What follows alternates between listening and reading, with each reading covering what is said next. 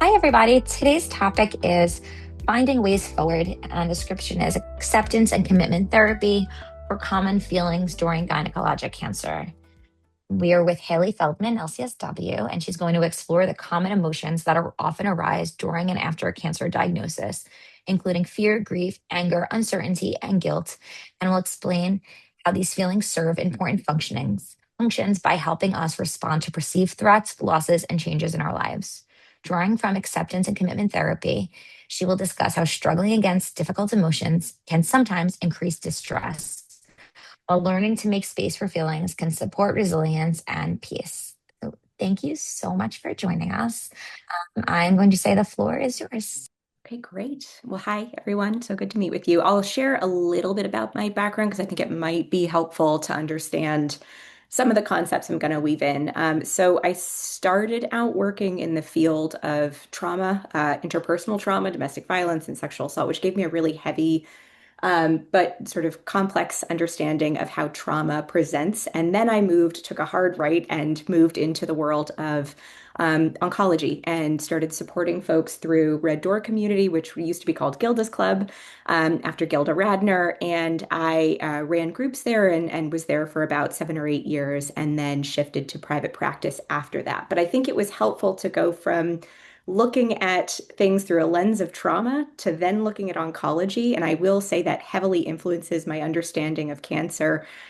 Because I do think in some ways it presents very similar to how trauma does, with a couple key differences. So I will highlight that as I talk through my presentation. But I think where I really wanted to start was on this concept kind of called functional psychology or the function of emotions, essentially. And again, I do want to welcome you all. If you have comments or thoughts, if you feel comfortable, you can speak up, but I'll also keep an eye on the chat if you want to type something in and throw a question. I am happy to be interrupted, and I think I love in individual therapy when people say this isn't helpful because then I know that I'm not just talking into a vacuum. So I would love to shift if things don't feel helpful, if this feels irrelevant or unhelpful. I want to know that because I do really want to tailor this to all of you and not just speak to an empty room. So I'd love to know if there are things that strike you or things you have more questions about. Please let me know. So wanted to get started on talking really about the function of emotions. So there's a philosophy that I really do believe in, which is this idea that the brain doesn't make mistakes.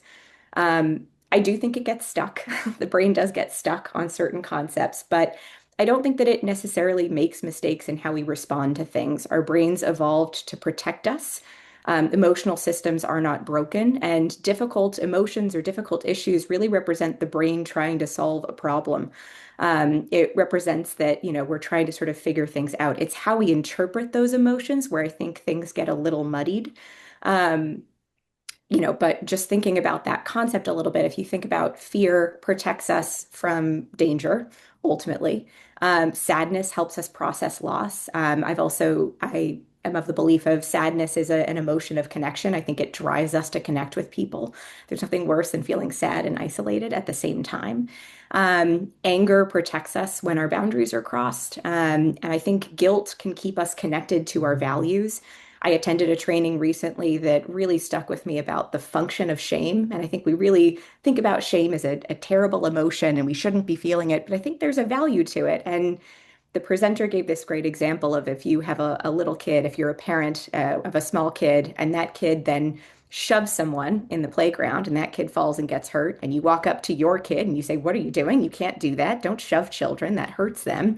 And your kid gets red in the face and feels embarrassed. That, in a way, that's good shame. They need to document in their minds it's not okay to hurt people. I feel bad when I hurt people. The key is, though, for that parent to then remind them this was an action that wasn't okay. You're not a bad kid. You're not a bad person. I still love you, right? Sort of the repair of shame. And I think that's where we get a little bit stuck, right? Where shame, where it's unhelpful. And this is, again, a little glimpse into where I'm going with this presentation, where the function is helpful, but it's how we interpret it. If someone, let's say, I think eating can be one of these key features, right? Where if I eat an entire cake by myself, maybe I feel a little bit ashamed if I can't believe I did that. But I should not be thinking, I hate myself. I can't stand my body. Those are unhelpful shame emotions. So a little bit of the like, wow, that was crazy that I ate that entire cake. tiny bit of shame, productive, not so productive when it goes into how we interpret ourselves in the world. I am not a horrible person and don't need to hate myself for eating something that made me feel a little bit bad. So again, emotions are important. And something I'll repeat through this process, something I really do believe in is emotions are a compass, not a guidebook. So they tell us where we need to go, but they're not an instruction manual. If your friend hurts your feelings and you feel angry, that doesn't give you a right to punch them, obviously, or scream at them. But it does indicate to you that there's a need to call them out or a need to repair something. Um, so that's the framework that I really want to operate from. If our brains are doing what they evolved to do, the challenge isn't that these emotions exist. It's really how they can become amplified after a very difficult experience. Obviously, we're going to focus today on cancer, how emotions can really be impacted after cancer and where we can listen to them, again, following that compass example, instead of using them as a guidebook. Does that make sense so far? Sound good? Okay, great. So that's first concept. So I personally view cancer as a trauma. I mean, maybe that's not a crazy thing to say, but I think, if we're looking at the definition of trauma, trauma is a threat to life, serious threat to life or safety. And so in my mind, it makes total sense to look at cancer as a threat, in a sense. I think the difficult thing is our brains evolved around threats that were much more visible, right? Something lurking in the grass, that could attack us. A tiger jumping at you. That's what our brains evolved to do. I don't think the brain does as well with unseen threats. So cancer is not something you can necessarily see. So I think that it's a little bit more challenging to sort of talk to your brain and interpret how your brain can understand the brain as a threat. But that said, cancer is absolutely a trauma, in my opinion. Um, the brain learns from trauma. So whenever there's a danger, it's a procedural learning experience. So I use this snake in the grass example a lot with my clients. If you're walking through a forest and you get bitten by a snake, you hear a rustle, a snake bites you, you're going to jump every time you hear a rustle in the grass, right? It's just natural. That's procedural learning. That's what keeps us alive. That's a good emotion, a good feeling. We tie the rustle to the snake. The problem is where the emotion gets poorly interpreted is if you start to think, well, I can't go into the forests anymore, and then I can't look at trees anymore. I have to stay inside my room and never go outside because what if I get bitten by a snake, right? So there's a way of looking at that procedural learning. The fear is helpful, but to a point. And we want to be able to communicate to our brains about that. Um, what I just described, that sort of concept of now I'm afraid of trees, of forests, of anything that looks maybe a stick that looks remotely like a snake. That's generalized hypervigilance. So you are hypervigilant to a threat, and then that just becomes generalized to everything that it's kind of unhelpful. For cancer survivors, I think I mean, this is an obvious one, but the common thing is, fear around pain. You get a twinge in your hip, and all of a sudden, I have cancer. And not only do I have cancer in my mind, I'm dying, right? There's an immediate jump there. Oh, survivor guilt. Yes, I have a whole section on survivor guilt. I will get to that. Interestingly, I do think there's a function in that too, but we'll definitely talk about that. I will jump to that later today. Or later today, later in the hour. It's not that long from now. Um, so there are concepts that I think are common emotions in cancer, anticipatory anxiety, scare anxiety. I'm sure it's a theme that you all talk about frequently. Threat detection. Your brain has learned that there's something life-changing that can happen unexpectedly. With people, I often talk about the thing that we fear is usually that rug pulled out from under you feeling more so than, well, not necessarily more so, but what people fear is walking into a doctor's appointment and thinking everything's fine, and then all of a sudden you find out that it's not. And that's something that I think comes up really frequently for me.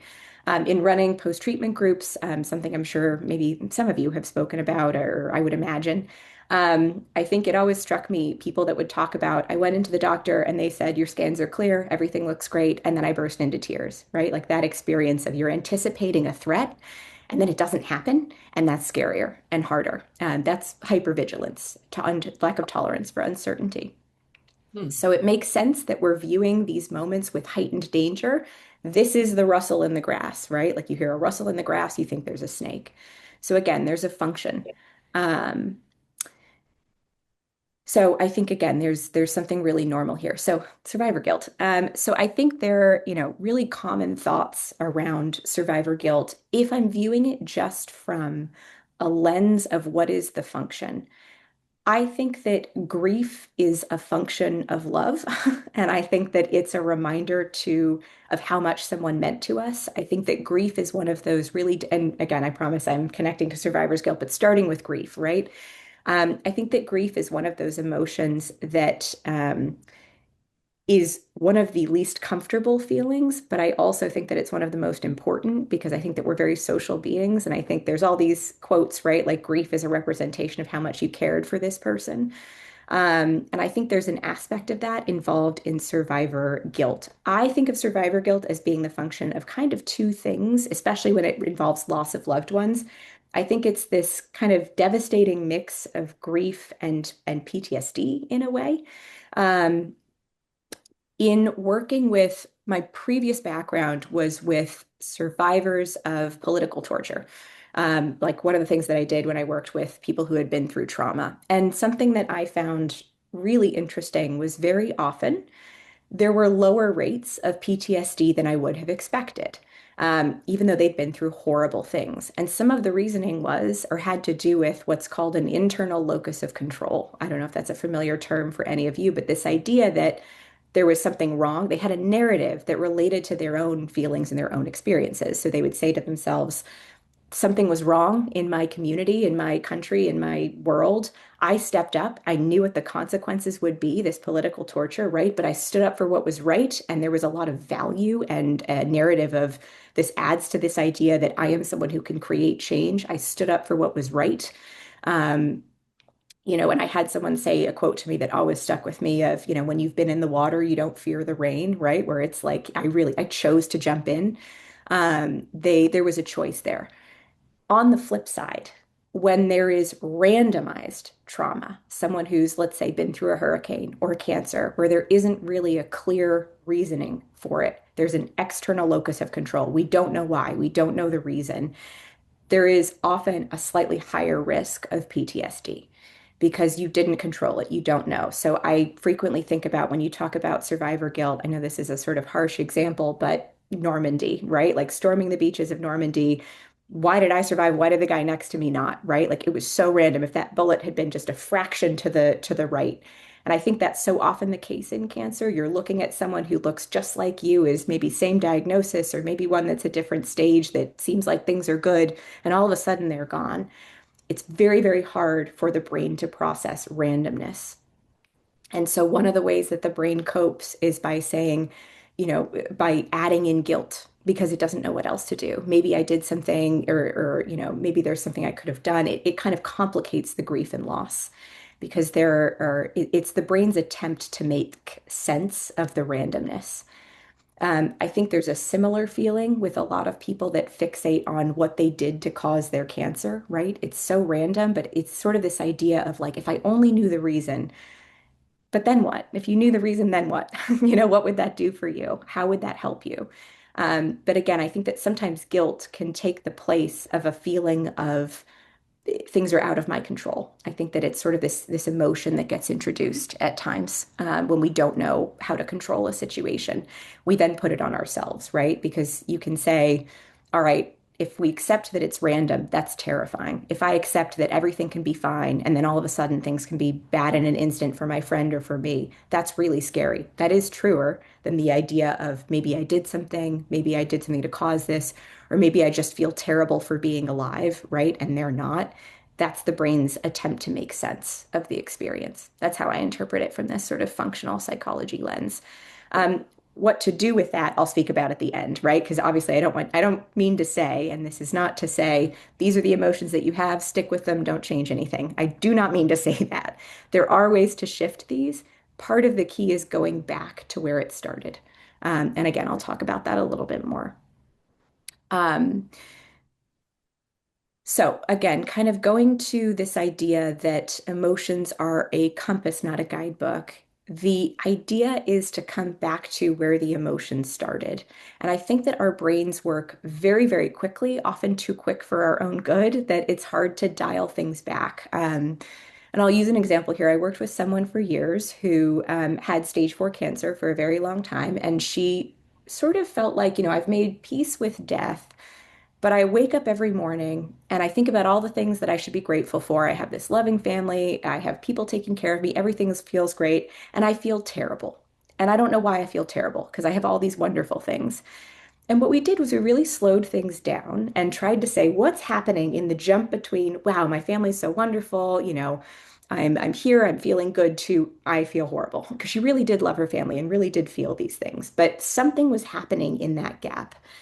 And what was happening was a recognition of I have all of these wonderful things.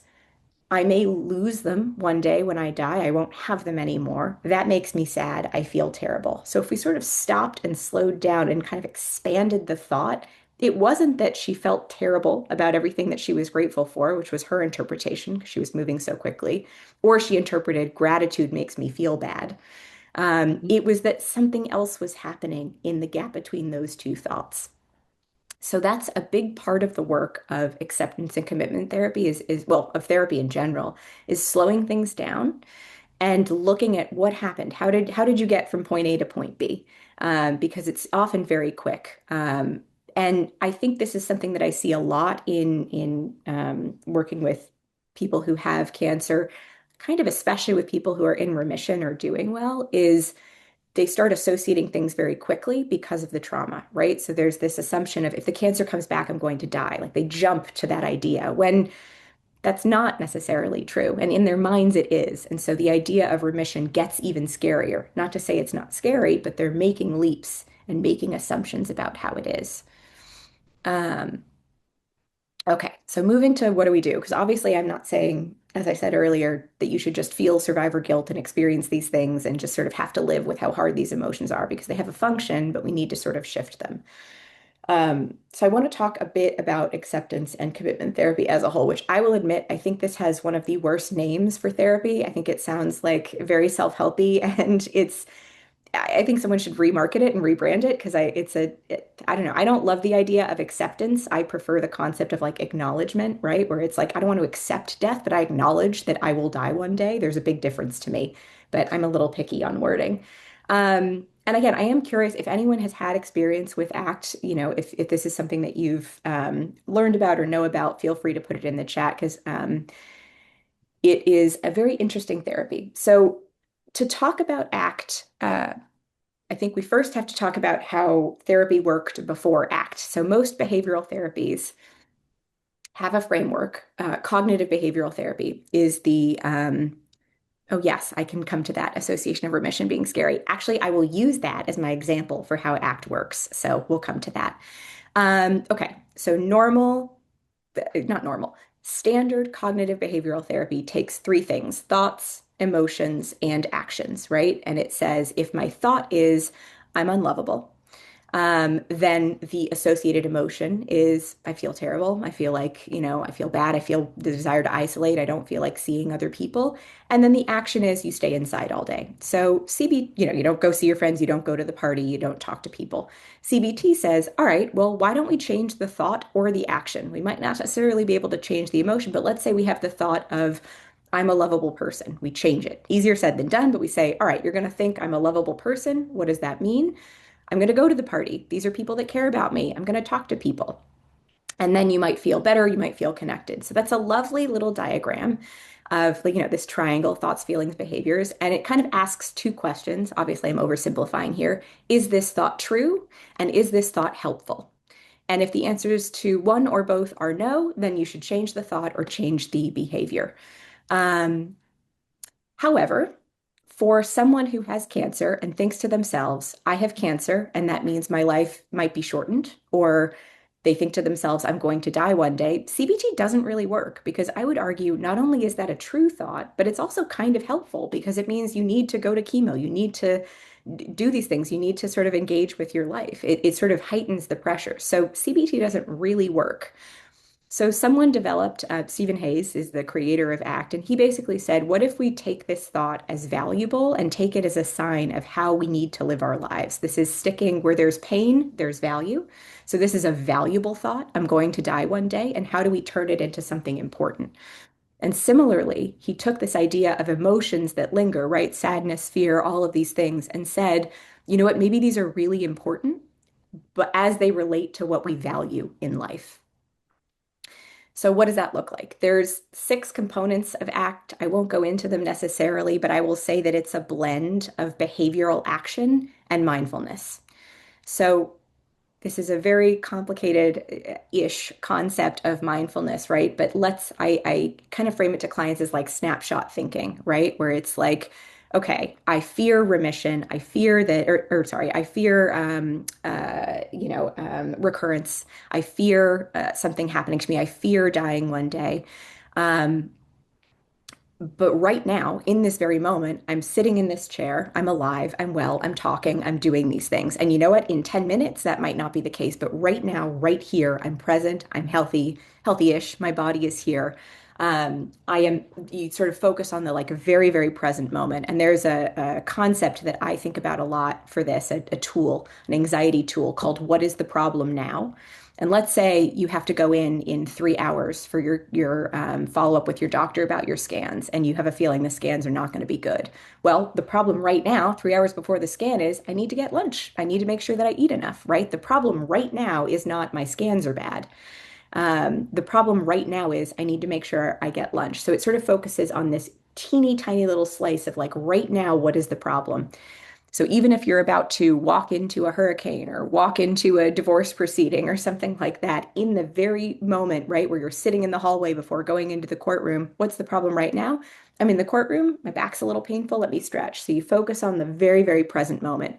So I know it's kind of weird to think about, but even if I'm going to die tomorrow, right now, I'm alive. And it focuses you on the moment. So Buddhism practices, mindfulness practices really support this, Yeah. or support helping to do this because obviously it's much harder than it's very difficult to do. So there's mindfulness and there's behavioral action. Behavioral action is acting on the things that you value. So for someone who is very afraid of dying, you kind of look at what is the value in the pain. The pain is, I'm going to die. I'm really sad about leaving all of these things behind. So what is the value that we can pull out of that? I love my life and I don't want to leave it. What are the behaviors associated with loving your life? Well, I love knitting. I love going out with my friends. I love calling my kids. I love my dog. I love spending time in the kitchen. Okay, well, those are the things that you have to do. Every time you have the thought, I'm going to die, you go into the kitchen and you cook your favorite meal. Every time you have the thought, I'm going to die, you do a behavior that relates to the value, right? The thing that you're afraid of leaving or losing. And the idea is I may not be able to control my life, but I can control who I am in this moment, and I can control sort of living and embodying my values. This requires a little flexibility of thinking. Um, and there's an important distinction between values and goals. So let's say your goal is, I assume many of us are on the East Coast or in the New York area. Your goal is, I'm going to get to Philadelphia. Well, if you get to Cherry Hill, New Jersey, you're not there. You can't count it as a win. You haven't done it. You didn't get there. So it's not a win. But let's say we change the value and we make the value go west. The minute you point your feet in that direction and start walking, you're living in the value. The minute you stop, you're not living in the value anymore. If you start going east, you're not going west anymore. So a value is something that's binary. You can be in it instantly. So turning this into, again, behavioral action or what this is associated with, let's say you have the thought or the value of, I want to be an active person. That can range highly, right? The behavior associated with that might be, I'm going to go to a hot yoga class, or it could be, I'm going to, it's sitting in my chair here, just like stretch and move my arms a little bit. So there are a million behaviors associated with the value. But the minute, if I say I want to be an active person, the minute I'm stretching, the minute I'm doing something, I'm active in that moment. Um, Another value that I think about a lot is the concept of, being a good friend. You're never done being a good friend. But if I have the thought, God, I really feel bad about my friends. I wish I were a better friend. I feel like I haven't spoken to them in years. Well, pick up the phone and call them, text them. I miss you. Like I'd love to talk sometime. The minute I'm doing that, I'm embodying that value. Um, So, you can kind of sort of play with this a little bit. Like, I want to be healthy, right? Like, what would it mean to be healthy in a moment where you're, let's say, in the ICU in a hospital bed? Okay, the goal for the associated action with being healthy is I need to sort of like, follow the instruction of the doctors or focus on what I can control in this moment. Or maybe by simply being in the hospital, you are being healthy, you are doing your best to embody that value. So it requires a little flexibility in thinking about, how you engage with these behaviors. And I think it objectively relates to a lot of grief too. I work with a lot of people, especially in cancer, who feel as though they've lost their identity and lost themselves, right? I used to be someone who remembered everything. I was someone who was first in line to help my friends when they moved or did these things. I've always been a healthy person. I've always been an active person. So there's a lot of loss in that and grief. But also it's important to look at, all right, hard to do, but let's look at how can you still do those things and be involved in those things in a different way now. So maybe if you were a marathon runner, okay, maybe you're not running marathons, but are you engaging with maybe walking every day? What is it about running where was the value in that for you? What did you like best? Did you like feeling tired after a workout? Did you like the success? What did you like about it? And how do we be flexible in translating that to a behavior that you can live in now? So those are the concepts of ACT. Again, it's very present focused. I really love it because I do think that it takes this idea of your worries, your anxieties, your fears, some of the thoughts that you're having are there for a reason. Again, this functional psychology approach. But let's really look at them practically and say, all right, if you're constantly having this thought of, I fear recurrence, that might lead to a feeling of, all right, what do I need? What am I worried about losing if I have a recurrence? And can I do that right now? Can I engage with that right now? How do I engage with that in the present? Um, One of the things that ACT also talks about that I think is really critical when it comes to cancer is something called cognitive defusion, which is this idea of I am not my thoughts. Um, Thoughts are words in your head. So there are a million metaphors to describe this.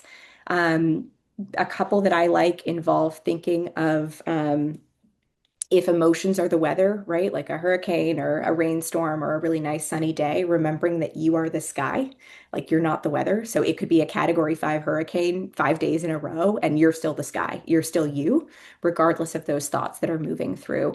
Another example is the chessboard example, kind of similar concept of like all of the, if you lose your queen, if you're, it's checkmate and you're about to lose, you're the chessboard. You're not what's happening on the board. And what's happening on the board might be life events, right? Like a marriage, a divorce, a diagnosis, something like that, that you are separate from these thoughts and these experiences.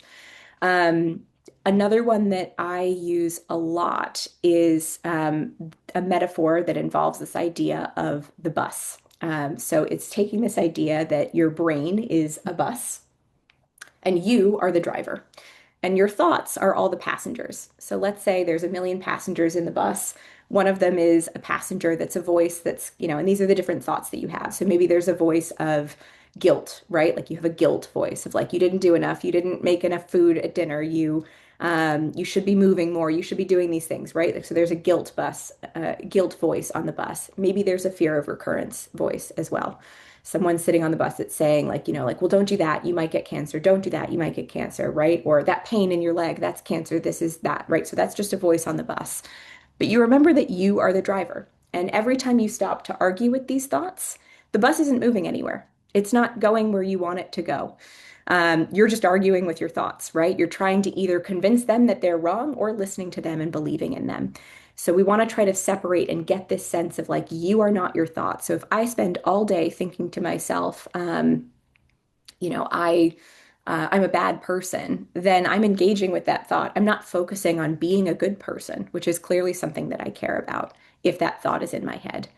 So I need to kind of like allow that to just be a voice on the bus. Um, so it's allowing these thoughts to exist without really like listening to them or allowing them to take over. I think the most common expression of this that I see in cancer is people, or, and again, some people prefer to live this way, but there's a concept of kind of living life between the scans, right? I can't plan my life out beyond 3 months.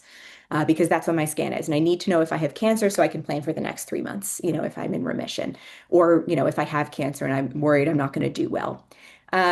Some people really like that framework, and so they prefer to live that way, which I think is fine. If it's working for you, that's fantastic. But I think there are a lot of people that experience a lot of distress. Maybe they're not agreeing to go on vacation, or it's really emotionally upsetting to think about the fact they can only think 3 months in advance. So their life feels restricted in that way. So if they get an invite, let's say, to go on a cruise with friends 12 months from now, right? Like a year in advance, that voice on the bus, the fear of a recurrence voice might be saying to them, don't do it, don't book it. It's a terrible idea. You're going to get cancer. If you book this trip, you're basically dooming yourself to get cancer again. It's going to be terrible. You're not going to be able to go.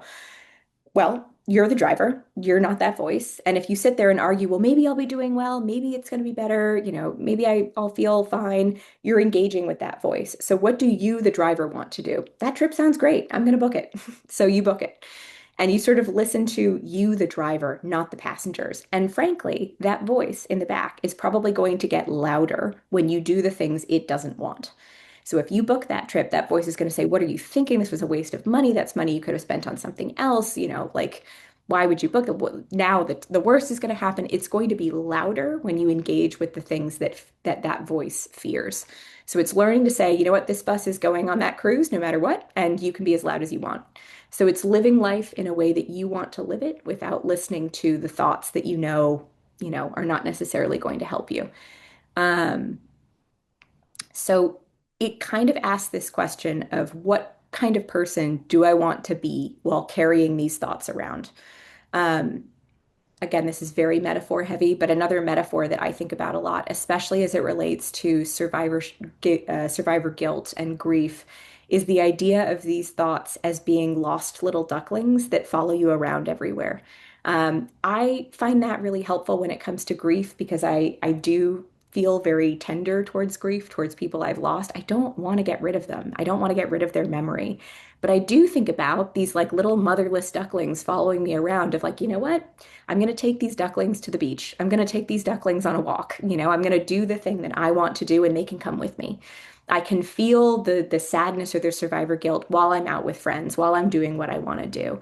It doesn't have to stay at home. I don't have to get rid of it. This represents my love for this person. It's allowed to live alongside me. But I don't have to listen to it. If the survivor guilt says don't make any new friends, or you should feel badly about being alive while someone else isn't, not as helpful, but it can come with you. It can follow you as you sort of like move through your life. Um, so that was a lot of language too. I'm going to loosely wrap up here and then we can sort of do questions and you can tell me if any of this makes sense. But I think that one of the challenges that I find really significant in cancer is you're living life with a certain amount of uncertainty, more than most people. There are many ways that people have expressed this to me or that I've seen this. I've had someone talk about the idea of cancer removes the veil of uncertainty, but or the veil between you and mortality. It's sort of like makes it much more apparent. Someone else very bluntly said this. Everyone says, "Well, you could get hit by a bus tomorrow, but I know which bus it is, and it has my name written on it, and it's driving around town, and I see it all the time." So it's a little different. Like it's being able to acknowledge, yes, that's very different than someone who's healthy and doesn't have cancer or, is moving around as if, yeah, they could get hit by a bus, but I know what bus it is. So living with that bus out there in the world is part of the challenge here, right? Of like, how do you live a life with uncertainty? And if you listen to the uncertainty, most likely it will be a very closed off life, right? You will be in a bubble protected room. It might not be, well, if you want that, that's great, right? But it may be really not doing the things that you want to do because you are so afraid of what that uncertainty could mean. So ACT says, can you really live with the uncertainty? And I know this is used a lot with cancer of like living with cancer is the phrase that's used a lot because you've got to make sure that you handle both, right? You go to chemo, but then you do your favorite hobby or you go see your favorite movie out. You have to live your life. And that's really important. Very hard to do, but balancing the two is a big part of this experience. So kind of to sum up last kind of concept here is, these emotions that you feel, they're not evidence that you're doing something wrong. They're evidence that you've lived through something profoundly difficult. The goal isn't to stop feeling what you're feeling, it's figuring out how to carry those feelings with you, interpret where those feelings come from to see if they have any good data as to what you need or how you want to live your life, and how to move towards a life that you care about, and really ensure that, like, even if I'm dying tonight at 6 p.m. All right, well, from 1 p.m. to 6 p.m., what am I going to do with my time? And how do I make sure that's something that I really can be proud of, and that it feels aligned with who I am. Um, so that's what I prepared today. I planned about 40 minutes. If we have questions or answers or thoughts around any of that, let me know.